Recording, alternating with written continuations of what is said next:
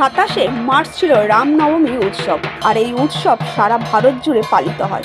ঠিক তেমনই শ্রী রামনবমী মহা উৎসব আয়োজন করল বেহালার রামনবমী উৎসব কমিটি।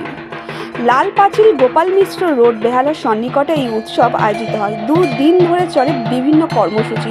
পুজো উপলক্ষে আয়োজিত হয় গোমাতা তুলসী পূজা, ভোগ বিতরণ, গঙ্গা আরতি। কমিটির সাধারণ সম্পাদক শুভাশিস কর বলেন, শ্রীরামের রাজত্ব পশ্চিমবাংলার বুকে দরকার।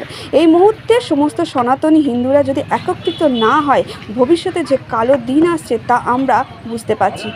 বাংলাদেশের মতন এখানে যেন না হয়, তাই চাই সবাই একত্রিত হয়ে সনাতন হিন্দু ধর্মকে বাঁচাতে।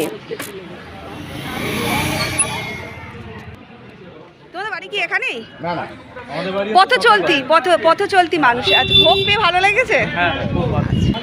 খুব ভালো হয়েছে। দাদা, আপনার ভালো লেগেছে? ভালো লেগেছে। তোমাদের কেমন লেগেছে? শ্রীরাম রাজত্ব পশ্চিমবাংলার বুকে দরকার। এই মুহূর্তে সনাতনী হিন্দুরা যদি একত্রিত না হয়, ভবিষ্যৎ দিনে যে কালো ঘনঘটা আমরা পরিষ্কার বুঝতে পারছি। কারণ বাংলাদেশে যা ঘটনা কয়েকদিন আগে ঘটে গেছে, সেটা আমাদের পশ্চিমবাংলায় যে ঘটছে না তা না।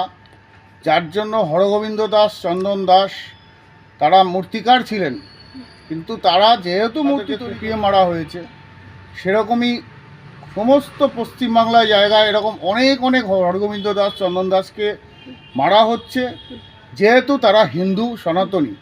এখানে বাঙালি বা অবাঙালি বলে কোনো, এখানে একটাই কথা, তুমি হিন্দু তুমি মার খাবে, তুমি সনাতন তুমি মার খাবে, তুমি হিন্দু তুমি মার খাবে।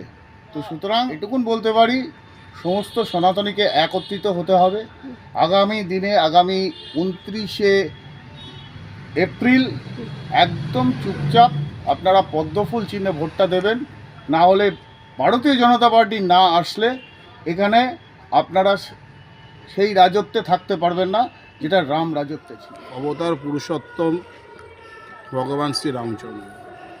ভগবান শ্রীরামচন্দ্র আমাদের সনাতন ধর্মের সত্য এবং ন্যায়ের প্রতীক। সে কারণে তিনি অবতার পুরুষোত্তম, এবং আমরা ভারতীয়রা সেই বিশ্বাস হাজার হাজার বছর ধরে আমাদের বুকের ভেতর লালন পালন করে আসছি। শুধু তাই নয়, যখন ভারতবর্ষ স্বাধীন হলো, যে সংবিধান তৈরি হলো,